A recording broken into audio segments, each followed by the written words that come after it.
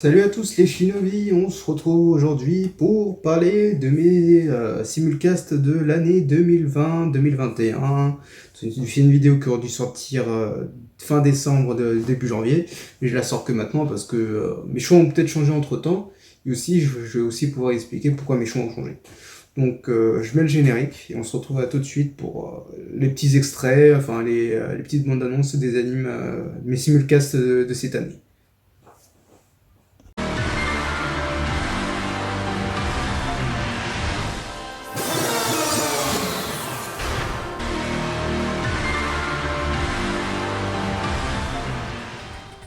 L'attaque des Titans. Bon, c'est vrai que maintenant c'est hyper populaire, mais moi l'attaque des Titans, le fait que quand je l'ai revu en fait, que ça a repris, donc déjà hormis le changement de studio et la CGI qui me gêne sur certains plans, ça reste quand même correct. Là on est rendu à l'épisode 8 et ça me fait vraiment kiffer parce que le scénario Isayama, enfin le mangaka a vraiment fait un travail de dingue dessus en fait. Et puis je me rends compte sur le scénario, sur l'intrigue, sur vraiment ce qui se passe maintenant en fait. En fait c'est plus, on découvre un autre manga en fait. C'est vraiment plus l'attaque des titans qu'on montrait au début, les titans qui sont méchants, qui mangent les gens. Bon là je vais spoil, mais si vous êtes rendu à la saison 4, vous savez forcément ça. Et là en fait c'est du combat de humain versus humain. Donc il y a les titans au final, il y en a plus trop. On reverra dès le début de la saison 4.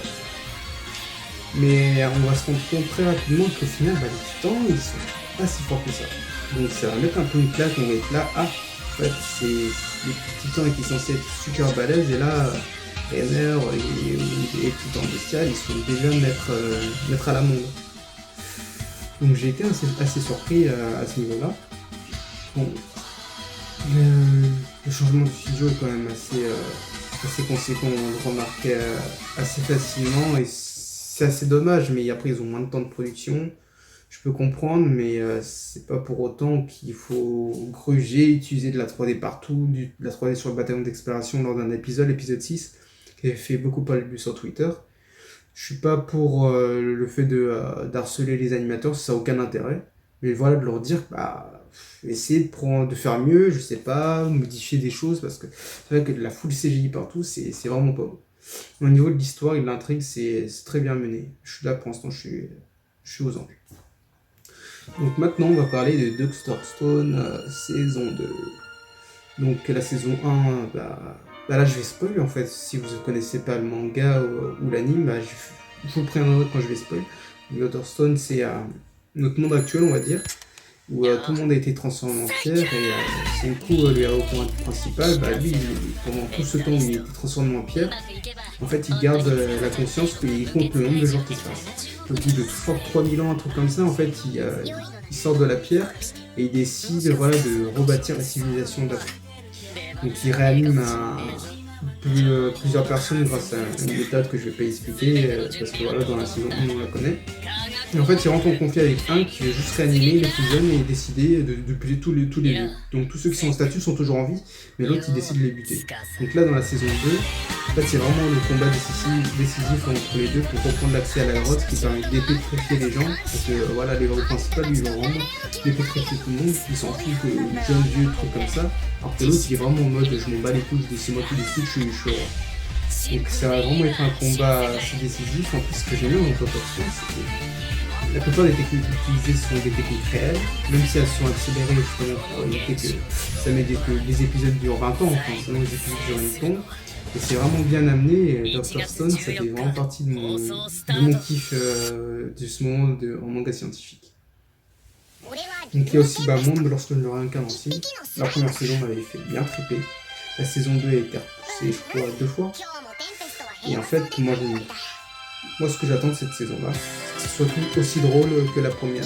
Et par contre, qu'il y ait du challenge pour les Emily Tempest, parce que c'est vrai que la première saison, à part quand il était dans la grotte, en fait, il n'y a pas trop de challenge. Au final, c'est vite fait des amis, il a vraiment vite fait compris ses compétences. Donc là, dans cette saison 2, ce que j'attends, c'est déjà que ce soit drôle. Et ensuite, qui est des véritables ennemis et qui galèrent vraiment, en fait. Aussi, un truc, ça pour ceux qui ont le manga le savent peut-être, je sais pas si le manga il est beaucoup plus en avance sur l'anime, Mais en fait, j'aimerais savoir ce qu'il y avait dans son ordinateur au gars. Pourquoi est-ce qu'il a demandé à l'autre de pas regarder dans son ordinateur? C'est assez bizarre quand même. Après, ça doit être une énigme que plusieurs personnes se posent, c'est sûr. Donc après, voilà, ça fait partie des signes de casse de ce début d'année. Donc pour ceux qui ne connaissent pas, en fait, c'est un mec qui était dans le monde normal. Un mec lambda qui avait pas une vie très grandiose. Au final, il a été tué par un mec qui a voulu tuer son protégé avec un couteau. Donc il s'est mis devant, il s'est pris le couteau. Et juste avant de mourir, en fait, il a pensé à un truc et à ce moment-là, il y a une voix robotique qui attend lui qui lui a dit quelles compétences voulez-vous en fait, et il s'est retrouvé dans un monde fantastique en fait. C'est un isekai. Donc il s'est retrouvé dans un monde fantastique, mais c'est un isekai plutôt bien mené. Il n'y a pas trop de fanservice, il y a quelques persos qui le sont, mais comparé à certains isekai, ça reste vraiment correct. Et le scénario, il est bon. Franchement, moi j'aime bien le scénario, il est bien traité, et ça reste dans l'amusement et dans le pas sérieux. Et c'est au niveau des combats, quand on regarde les combats et quand ils se battent, c'est stylé, c'est bien animé. Donc voilà un peu, de toute façon là je vous lis un peu la petite bande-annonce en même temps, pour ceux qui n'ont pas vu. Et après, bon, je n'ai pas trouvé avec le texte en français, donc je l'ai mis en anglais. Donc voilà, pour moi, lorsque je m'arrête à lancer, c'est disponible sur Crunchyroll Général, ou sinon sur J1 tous les samedis à 22h, c'est-à-dire ce soir. Et tous les autres samedis aussi. Après, je sais pas quand est-ce que combien d'épisodes ça ils vont passer comme ça, mais on verra bien. Donc là, on va passer au prochain simulcast de cette année, qui m'intéresse, qui a été reporté d'ailleurs. C'est le film Evangelion, le nouveau film Evangelion, qui m'a vraiment donné envie. Certes, après, par contre, je trouve qu'au niveau des combinaisons et aussi de l'animation, en fait, c'est totalement différent du dernier film Evangelion qui avait été sorti. Du coup, dans celui-là, même s'il y a de la CGI, comparé à l'Attaque des Titans, ça se voit que c'est plutôt bien maîtrisé en fait. Là, je ressens pas le dégoût ou la surprise quand je vois ça. Donc, c'est pas vraiment un simulcast, mais ce film Evangelion a été reporté pour l'instant. Il y a aussi un autre film que j'attends, le film Demon Slayer sur Wakanim. Pour l'instant, on n'a pas de nouvelles à cause de monsieur Madame Covid, donc il faudra attendre un petit peu pour en savoir davantage. Donc parlons du prochain simulcast. Donc le simulcast que je regardais jusqu'à il y a quelques épisodes, c'était The Promised Neverland de saison 2. Où voilà, les enfants de la ferme Greyfield, ils avaient réussi à s'enfuir. Dans la saison 2, voilà, on les retrouve dehors à essayer de trouver Monsieur Minerva. Et ce qui fait, c'est que moi, au bout du 4e épisode, en fait, j'ai regardé que 4 épisodes, j'ai arrêté. Parce que l'anime prend une autre direction que le manga. Et moi, je voulais vraiment voir le scénario du manga. Donc, depuis qu'il y a l'épisode 5 et 6 qui sont sortis, je les ai pas regardés. En fait. Donc, c'est un simulcast que j'ai retiré de ce que je regardais. Et je regarde quand même, enfin, j'ai repris du coup le manga. Et c'est vrai qu'il manque déjà plein de choses déjà au niveau du début de la saison 2.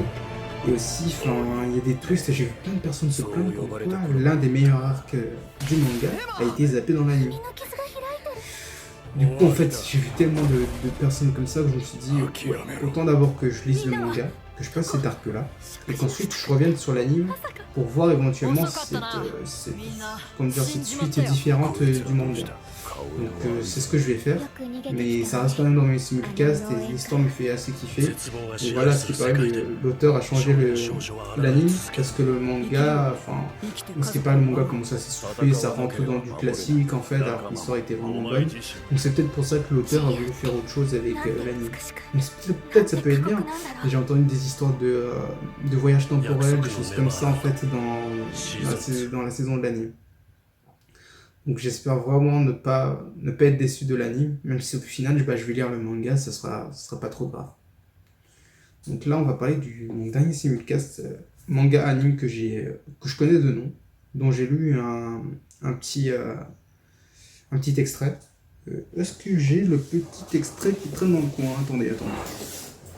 俺駅のホームから線路に落ちてさ、死んだと思って気づいたら12年前の自分になってた。 Comment la voyez les images à 竹内君はタイムリープしたことで今を変えたんで Bah す。 non, j'ai pas d'extrait, juste l'extrait de Samurai 8 qui était aussi arrêté au Japon. Et Versailles of Palace de Coyote Mag, on avait des extraits. Donc là, c'est Tokyo Revenger, c'est un mec en fait qui retourne dans le passé en fait, et il a la possibilité de sauver une fille qui est morte dans son présent à lui en fait. Ce qui s'est passé, c'est que je sais plus quelle méthode il utilise pour retourner dans le passé, et quelle méthode il utilise pour revenir dans le présent. En fait, en retournant dans le passé, il est dans une bande de voyous où il va essayer de faire en sorte de sauver cette fille, de comprendre à quel moment elle est morte. Et en fait, ça sera grâce au petit frère de la fille qui va essayer de faire ça. Bah, je sais pas trop comment il va lui expliquer, j'ai pas trop voulu le spoil.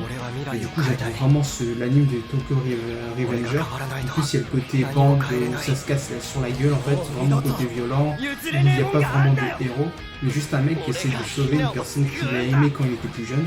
Donc je suis vraiment en train de kiffer, et je fais partie des simulcasts cette année. Bon, après, j'ai eu d'autres simulcasts que j'ai trouvé, un truc d'un manga, d'un anime avec un œuf, un autre où il y a un mec qui est envoyé aussi dans un isekai. Je les ai pas mis parce qu'après je les connais pas plus que ça et je vais pas les regarder davantage. En tout cas, je vous remercie d'avoir maté la vidéo. Et n'hésitez pas à me mettre dans les commentaires ce que vous regardez ou ce qui vous intéresse. Donc après, j'ai pas mis pour l'attaque des titans au début, j'ai pas mis d'extrait de la bande-annonce qu'ils nous avait montré. Parce qu'au niveau de la bande-annonce, déjà ça représente pas vraiment la saison. Donc ça hyperait pour rien. Donc je préfère au final mettre seulement l'extrait que j'ai mis. Et au pire des cas, vous découvrirez quand vous regarderez l'anime L'Attaque des Titans saison 4. Donc après, la plupart des plans restent corrects. Et c'est juste l'animation de tous les titans en CGI qui, moi, me gêne. Mais je crois qu'il y a juste un seul titan qui n'a pas été animé en CGI dans cette saison-là. C'est Titan Colossal.